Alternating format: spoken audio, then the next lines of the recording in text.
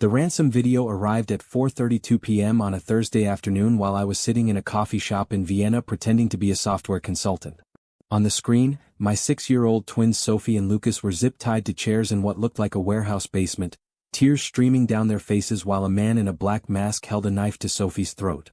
The voice behind the camera belonged to Vincent Russo, head of the Russo crime family in New York, and his message was simple: $10 million in 48 hours or my children would be sent back to me in pieces. What Vincent Russo didn't know was that the software consultant cover was exactly that, a cover, and that for the past 18 years I'd been a CIA Black Ops assassin responsible for 127 confirmed eliminations across 4 continents. He just made the last mistake of his criminal career by giving me a legitimate reason to use every skill I'd ever learned. I'd been in Vienna for 3 weeks conducting surveillance on an arms dealer when my encrypted phone buzzed with a priority alert from my handler. The message was 5 words that made my blood turn to ice. Family emergency. Contact home immediately. I'd spent 18 years keeping my real identity completely separated from my family life. My wife Jennifer thought I was an international software security consultant who traveled constantly for work. My twins believed Daddy helped companies protect their computer systems from bad guys. Nobody in my civilian life knew that Michael Foster, loving father and tech professional, was actually a CIA operative whose job was eliminating high-value targets that the government couldn't touch through legal channels. I called Jennifer's cell phone and it went straight to voicemail. I tried our home landline and got the same result. Then I called my mother-in-law who lived 3 blocks away from us in Queens, and her voice was shaking so badly I could barely understand the words. Michael, something terrible has happened. Jennifer was taking the twins to school this morning when a van pulled up beside them. Men with guns forced them all inside and drove away. The police are here now but they won't tell me anything. I felt the operator mode activate, the mental state I'd been trained to enter when emotions threatened to compromise tactical thinking. Mrs. Chin, I need you to stay calm and tell me exactly what the police said. She took a shaking breath. Detective says it looks like a kidnapping. They found Jennifer's phone on the sidewalk with a note that said someone would be in contact about payment. Michael, who would take my grandbabies? Why would anyone do this? I already knew why because this wasn't random. Professional kidnappings of middle-class families didn't happen unless someone thought there was money to be extracted. And the only reason someone would think a software consultant's family was worth kidnapping was if they'd somehow discovered my real identity and the resources I had access to. I was on a flight back to New York within 2 hours, using a passport and credentials that would get me through security without questions and accessing CIA resources that would normally require authorization I didn't bother waiting for. My handler, Director Sarah Chin, called me during the layover in London with an update that confirmed my worst fears. Michael, we've been monitoring the situation. The kidnapping was executed by the Russo crime family. Vincent Russo personally, not one of his subordinates. We believe someone leaked information suggesting you have access to significant financial resources. How much are they asking for? $10 million. Payment demanded within 48 hours. But Michael, there's something else you need to know. The CIA cannot officially acknowledge your employment or provide support for a domestic criminal matter. If you pursue this, you're operating without backup or legal protection. I understand, Director. And I'm pursuing this with or without agency support. My children are 6 years old and being held by a mob boss who's killed dozens of people. I'm not waiting for the FBI to negotiate their release. Sarah was quiet for a moment before responding. Officially, you're on suspended leave pending review of your family situation. Unofficially, I'm uploading a complete intelligence package on the Russo organization to your secure server. Good hunting, Michael. I landed at JFK at 11:30 p.m. and went directly to a safe house in Brooklyn that the CIA maintained for operations in the New York area. The intelligence package Director Chen had provided was comprehensive, everything the agency knew about Vincent Russo's criminal empire including locations of safe houses, identities of key lieutenants, financial operations, and most importantly, psychological profiles that would help me predict his behavior. Vincent Russo was a third-generation mob boss who'd inherited the family business after his father's death 5 years earlier. He was 42 years old, methodical, paranoid, and known for extreme violence against anyone who challenged his authority. But Russo had one exploitable weakness that was clearly documented in the psychological profile. He valued family above everything else, maintaining close relationships with his wife Maria and their 3 children who lived in a fortified compound in Westchester County. Russo's entire criminal philosophy was built around the concept of family loyalty and protecting blood relatives at any cost.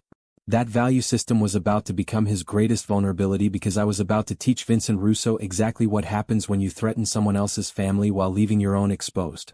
The ransom video arrived at 4:32 p.m. the next day, exactly as Director Chen's intelligence had predicted. I watched it alone in the safe house, forcing myself to remain clinical while Sophie and Lucas cried on screen and a masked man held a knife to my daughter's throat. The video was designed for maximum psychological impact, showing my children terrified and helpless while Vincent Russo's voice described in graphic detail what would happen if the ransom wasn't paid. But what Russo didn't realize was that showing my children alive was a tactical error that told me they were being held in a basement with concrete walls, fluorescent lighting, and a specific acoustic signature that suggested industrial warehouse construction. I ran the audio through CIA voice analysis software and identified Russo's speech patterns even through the voice distortion he was using. More importantly, I analyzed the background sounds in the video and detected traffic noise, ship horns, and the distinctive rhythm of elevated subway trains. My children were being held somewhere in the Red Hook Industrial District of Brooklyn, probably in one of the warehouses Russo's organization used for drug distribution. The CIA intelligence package listed 4 warehouse locations in that area, and I had 46 hours to search all of them, eliminate Russo's guards, extract my children, and make sure Vincent Russo understood that some fathers are significantly more dangerous than he'd ever imagined. But before I could move on the warehouses, I needed to send Russo a message that would shift the psychological dynamics of this situation. He thought he was negotiating with a desperate father who'd pay anything to get his children back. He needed to understand he was dealing with someone who'd spent 18 years killing people who thought themselves untouchable. I recorded my own video and sent it through the same encrypted channel Russo had used. The message was simple and direct. Vincent, you made a mistake taking my children. You have 24 hours to release them unharmed and turn yourself into federal authorities. If you harm them in any way, I will systematically eliminate everyone you've ever cared about, starting with your wife Maria and your children Tony, Angela, and Vincent Jr. This is your only warning. Russo's response came within an hour, a phone call to the burner number I'd included with my video. His voice was angry and confident, the tone of someone who'd spent his entire life terrorizing others and couldn't imagine being threatened himself. You think you can intimidate me by threatening my family? I have your kids, software man. You follow my instructions or they die screaming. Here's a better idea, Vincent. You let my children go right now, and I'll let you live long enough to stand trial. Otherwise, you're about to discover that some software consultants have very specific skill sets that aren't listed on their resumes. The call ended and I immediately began tracking Russo's phone location, using CIA surveillance resources to monitor his movements and communications. He was operating from a social club in Little Italy, surrounded by armed guards and feeling completely secure in his fortress of loyal soldiers. But fortress security only works if you know what kind of threat you're defending against, and Russo had no idea he was dealing with someone who'd infiltrated defended compounds in Kabul, Caracas, and Damascus. His Italian restaurant social club was amateur hour compared to what I'd faced in hostile territory. At 2 a.m., I initiated phase 1 of the extraction operation. Russo's wife and children lived in a compound in Westchester that was protected by security cameras, armed guards, and a sophisticated alarm system. I'd spent 3 hours studying the security layout using satellite imagery and signal intelligence, identifying weaknesses that would allow me to penetrate the perimeter without triggering alarms. The guards were professional but predictable, following patrol patterns that created gaps in coverage every 12 minutes. At 2:17 a.m., I was inside the compound and standing in Maria Russo's bedroom while she slept peacefully, completely unaware that death had been seconds away. I didn't harm Maria or her children because I don't make war on innocent family members regardless of what their husband and father has done. But I did leave evidence that I'd been there, photographs of the children sleeping in their beds, placed on Maria's nightstand where she'd see them first thing in the morning. Attached was a note in my handwriting, "Your husband has my children. I could have taken yours but chose not to. Tell Vincent that mercy is a limited-time offer. 18 hours remaining." The psychological impact would be devastating. Russo would realize that his security was meaningless against someone with my training, and that his family was vulnerable every second he continued holding my children. The message worked exactly as intended. At 7:30 a.m., Russo called the burner number in a state of barely controlled panic. "You were in my house. You were near my kids. How did you get past my security?" "I told you, Vincent. Some software consultants have specialized skills. Now about my children." Russo's voice shifted from panic to calculation. "Fine, you want to play games? I'll send you another video in an hour. Let's see how tough you are when you watch your daughter lose a finger." The call ended and I felt the cold rage that I'd learned to channel during operations that required absolute precision. Russo was escalating because he felt cornered, and cornered animals make desperate decisions. I had to move faster than planned, hitting multiple targets simultaneously to create chaos that would force Russo to focus on defending himself rather than harming my children. Over the next 6 hours, I conducted a systematic campaign against Russo's organization that would have required a full tactical team under normal circumstances but which I executed alone using skills developed over 18 years of Black Ops missions.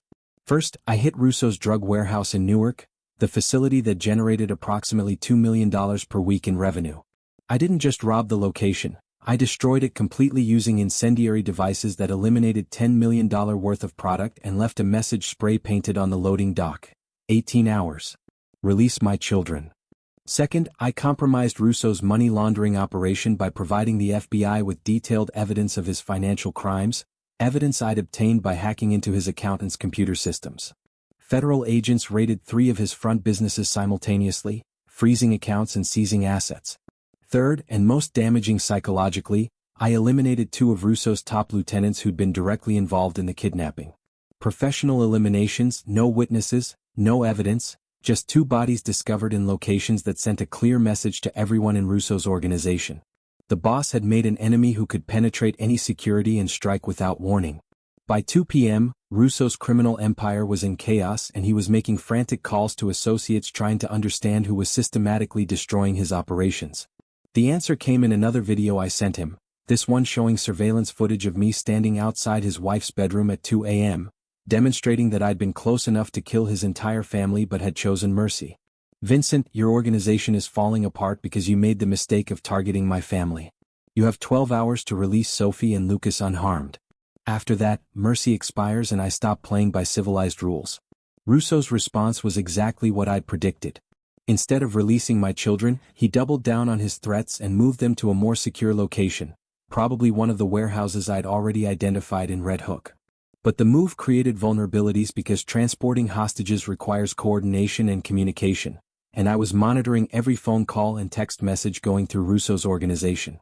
At 6 p.m., I intercepted a call between Russo and one of his remaining lieutenants discussing the transfer of my children to the Fish Warehouse on Hamilton Avenue. The location matched one of the sites in the CIA intelligence package, a 3-story building that Russo's organization used for processing stolen goods. I had the location, I had 6 hours until Russo's deadline, and I had enough rage to burn down everything between me and my children. The assault on the warehouse began at 11 p.m. under cover of darkness that was irrelevant because I was wearing night vision equipment and the guards protecting the location weren't. There were 8 men defending the warehouse, all armed with automatic weapons and operating under orders to kill the hostages if anyone attempted a rescue. Professional security by mob standards, but inadequate against someone who'd conducted hostage rescues in Afghanistan and Syria. I eliminated the exterior guards using suppressed weapons and close-quarters combat techniques, each takedown executed in complete silence.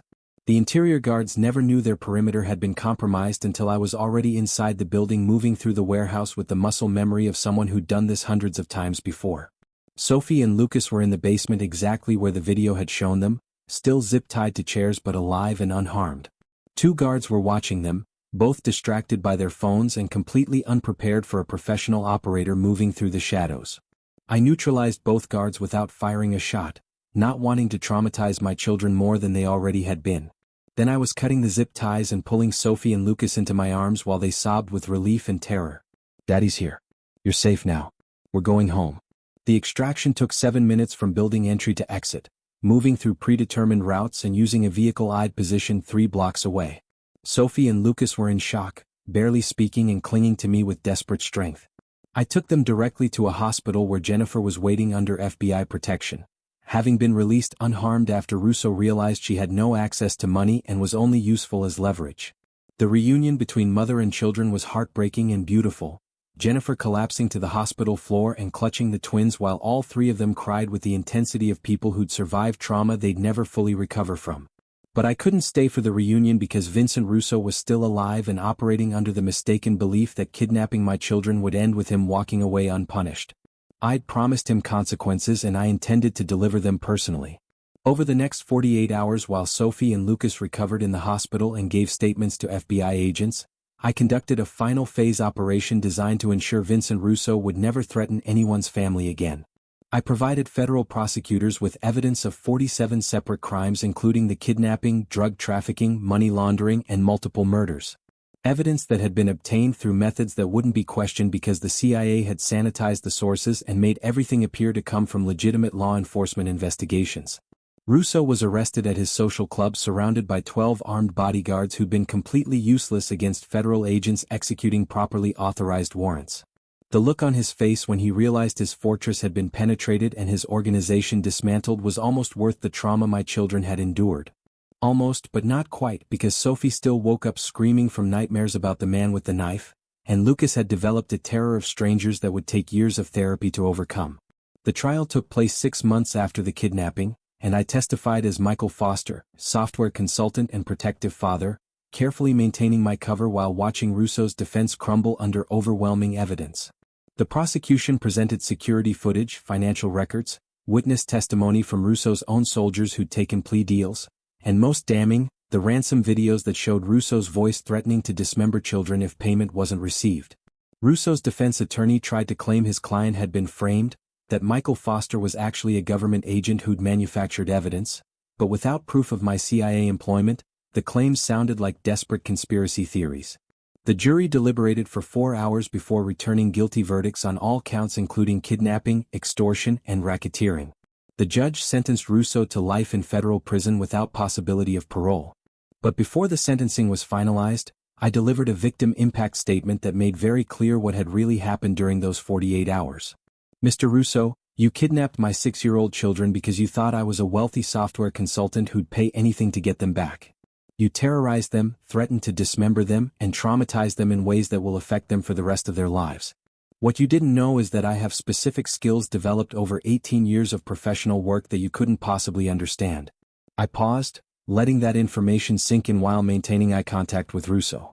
During the 48 hours you held my children, I destroyed your drug operations, compromised your financial systems, eliminated your key lieutenants, and penetrated your wife's bedroom while your family slept to demonstrate that your security meant nothing against someone with real training. I could have killed everyone you loved the same way you threatened to kill everyone I loved. But I chose prosecution instead because I wanted you to spend the rest of your life in a cage knowing that you'd been completely outmatched by someone you'd underestimated. Every day you spend in prison, remember that your downfall came because you targeted the wrong family.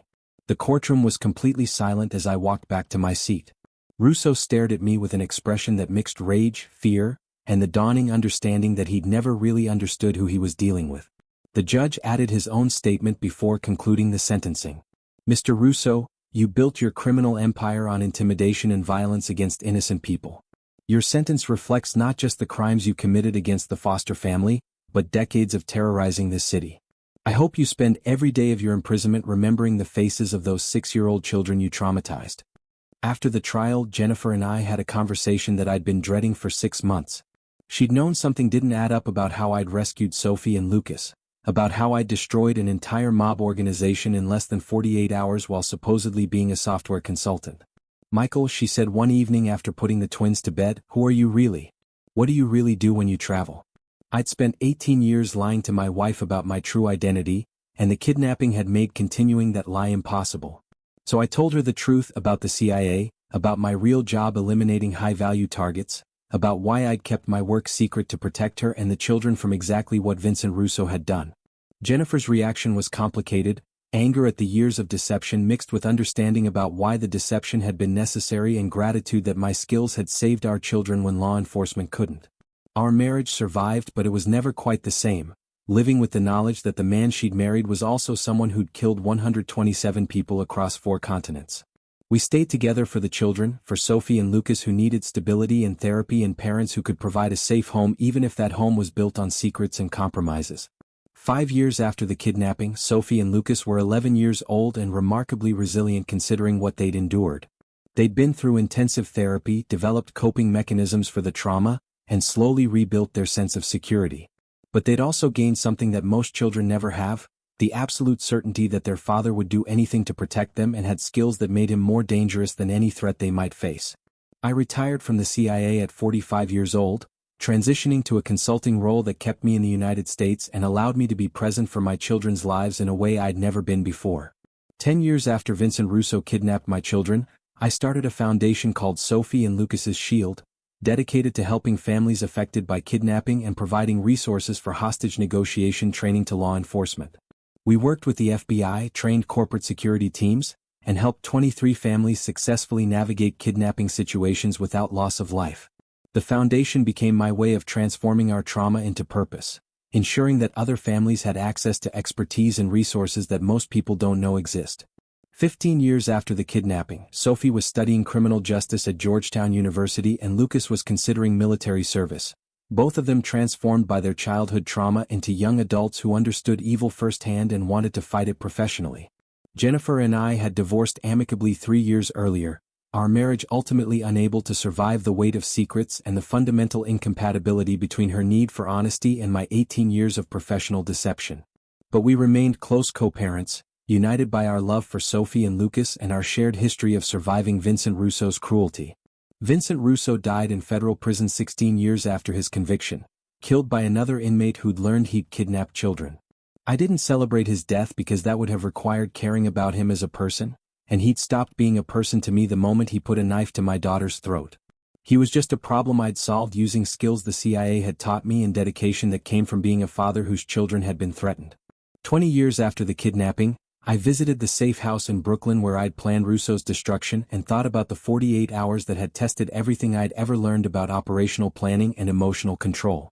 If this story moved you, hit that like button and subscribe for more true stories of parents who refuse to let evil win. Drop a comment telling me where you're watching from and what you would do if someone threatened your family. Remember that some people will target the innocent believing they're vulnerable, but sometimes the seemingly vulnerable have protections that criminals can never anticipate. Sophie and Lucas Foster survived their kidnapping because their father had spent 18 years preparing for exactly that kind of crisis, and Vincent Russo learned too late that underestimating your opponent is the fastest way to destroy everything you've built. Until next time, stay strong and never forget that the best defense is having skills that predators never see coming. The end.